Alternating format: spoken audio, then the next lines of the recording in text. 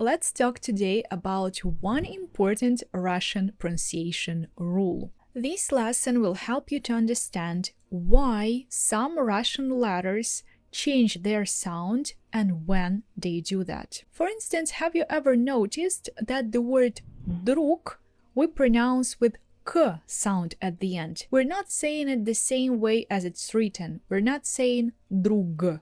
We're not using clear g at the end.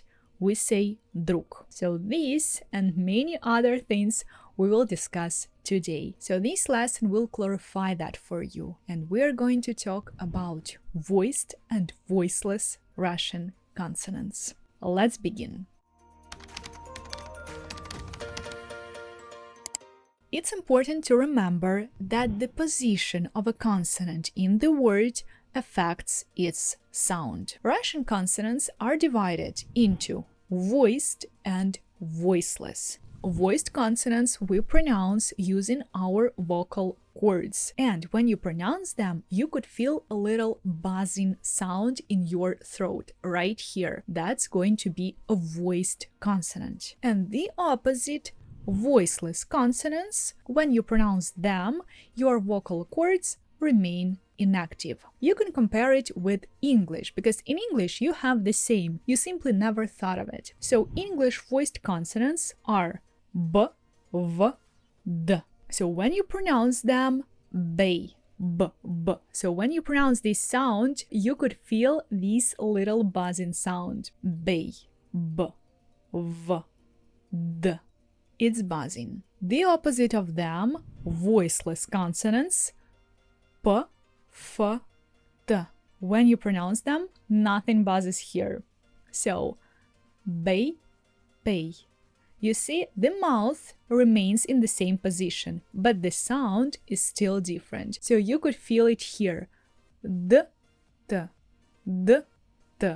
When you pronounce d, it moves. And the same happens in Russian. But in Russian, it's more important to know about that because the position of this consonant, voiced, voiceless, in the word changes its sound, and the word could sound completely different. Now let's look at this table. Our consonants divided into voiced, voiceless, and pairs. So we have here 5 consonants that are always voiced. No matter in which position they are staying, we always pronounce them using our vocal cords. These are l, m, n, r, y. And the opposite, always voiceless, another 4 consonants. These are h, sh, ch, sh. So these are not in pair.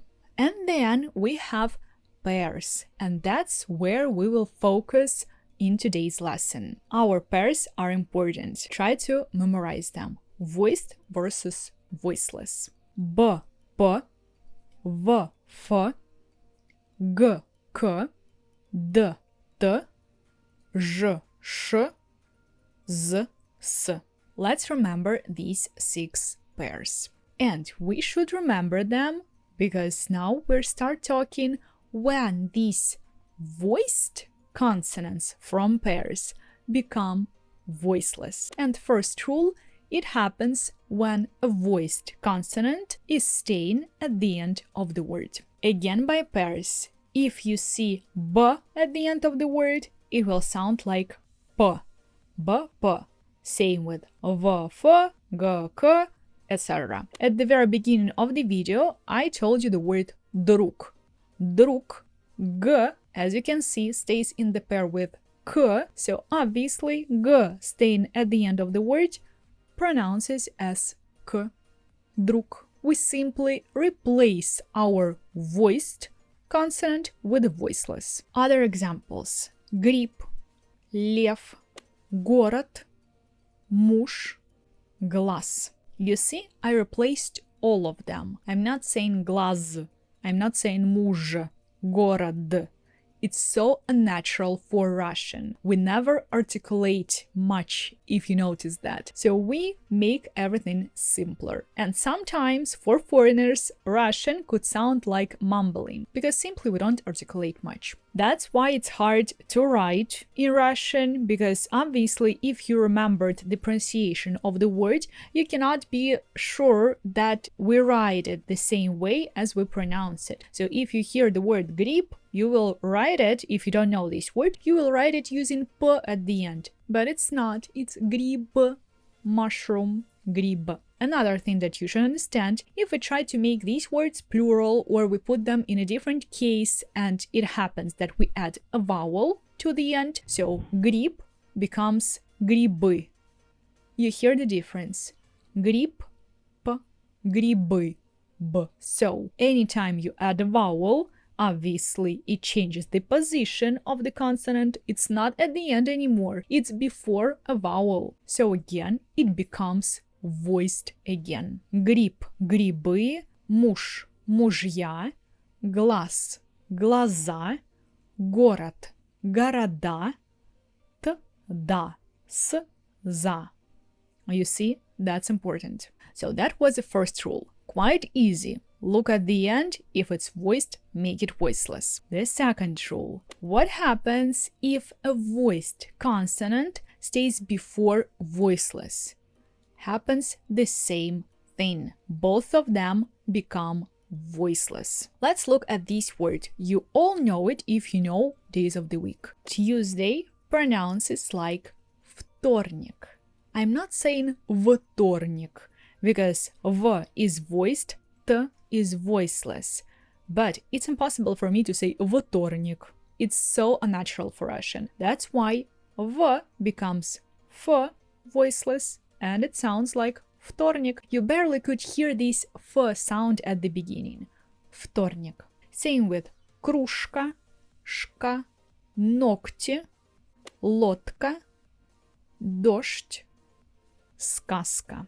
So you also all know the word дождь, and you probably never thought why you pronounce it this way. That's actually a crazy word, because you could argue with me. You could say, okay, ж becomes voiceless, but it stays before the, which is voiced. So why are we doing that? We're doing that first because the actually stays at the end of the word. Yes, it has soft sign, but soft sign doesn't matter. If you have soft sign, we don't look at it. So the becomes voiceless because it's staying at the end of the word t, and obviously the sound is different, so it changes the sound of the to t, and then zh kind of transforms into sh simply because it's staying before the sound, not the letter. Sound t, дождь, дождь. That's an interesting example. So obviously we all know how to spell our words. Mostly, most of the Russians know that. But sometimes it happens that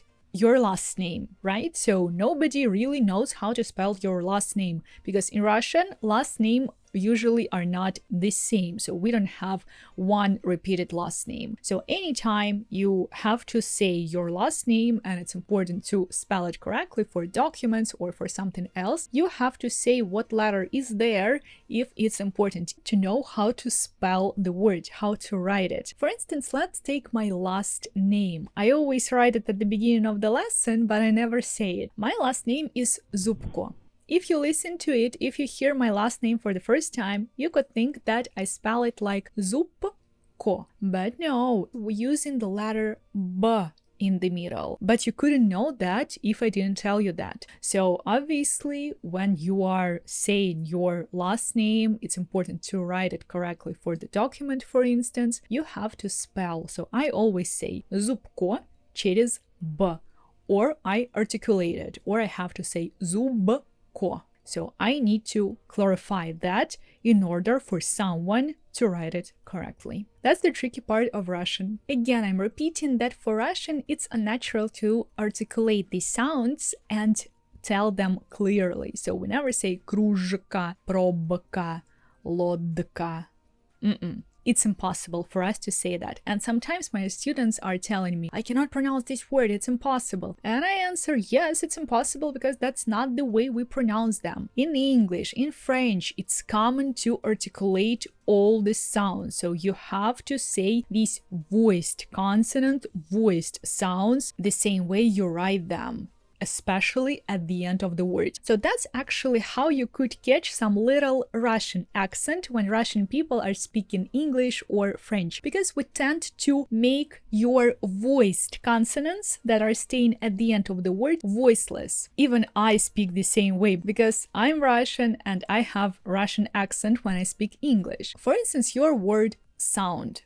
If I control it, I will use the at the end. I will say it clearly, sound. If I don't control it, I will say sound, t at the end. So I make it Russian. I say it in a Russian way, in a Russian logic. And that's why, again, sometimes when people speak Russian, natives speak Russian, for foreigners it looks like mumbling because we don't articulate much. Сегодня вторник, я проснулась рано, я умылась, я позавтракала. So you see, I don't really articulate much, but everything is clear. If I try to speak the same way in English without making all the sounds clear, it looks weird, it sounds weird. You still could understand me, but it's not natural. You see the difference. But in Russian, that's completely normal. Then the third rule. Something opposite happens. Sometimes we have situations when voiceless consonants become voiced if they're saying before a voiced consonant. Like the word that you all know. Try to read it. The verb to do. I'm sure you're not saying сделать. It's impossible to say that. It's hard to say. It's unnatural to say that. You will say сделать like z is the first letter, but it's s stays before the, which is voiced, and it becomes z. Сделать, сделка, просьба, вокзал, отдать, футбол. You see, отдать. So sometimes people, again, my students tell me, okay, I cannot pronounce th and d together. And I say, yes, you cannot, because it's impossible to pronounce them together. Отдать. That's impossible. It's possible, but it's like super weird to say it this way. So that's why th becomes d, and you kind of pronounce double d. Отдать, отдать.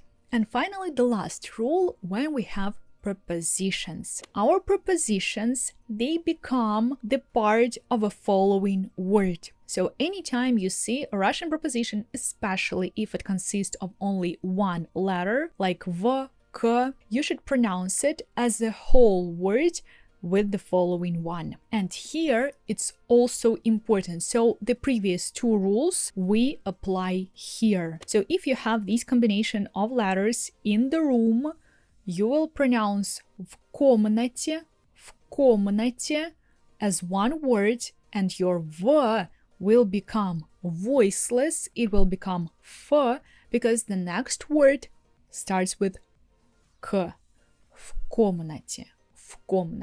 If it starts with a vowel or with a different voiced consonant, it remains the same. В окне. Again, like one word. Same will happen with other prepositions that consist of more letters, like the preposition над, above. So if I say над диваном, the nothing changes. And if I say над столом, you hear, I'm not saying над столом, I'm saying над столом. And the opposite way, the same as the word сделать, where voiceless s becomes voiced. Here we have the same. С дороги. And с обеда. So if the following word starts with a voiced consonant, it changes the sound. С дороги. If it starts with a vowel, it doesn't. С обеда. One word. And the last example, preposition от. От друга. Again, т-д together, д-д, от друга, and от подруги, т-п, both voiceless. От подруги, от друга. you see? So obviously the same rules apply for the whole sentence, for the phrase. When you see some combinations of these letters between some words, you will do the same. All these 4 rules apply for the whole phrase, for the whole sentence. But that would give a Russian speech some flow, because we connect all the words together, so one word becomes another word, and like this it sounds like one whole sound, one whole word, even when you write them separately. I'm not saying that you should remember and learn all these rules. You should feel it. If you feel that it sounds unnatural, if you feel that you cannot pronounce this word like it's written, then probably you pronounce it wrong. Probably you're doing something wrong and you need to check the pronunciation of the word. Maybe it sounds slightly different. Maybe because your consonant or your vowel changes the sound. Because not only consonants are changing the sound, but only vowels. About vowels, about unstressed O, I already have videos, so you could check them in the playlist that I've made, pronunciation tips or pronunciation rules in Russian. That will help you to understand why some words sound different. And that's it. Thank you very much for watching. Subscribe to my channel and learn Russian with me.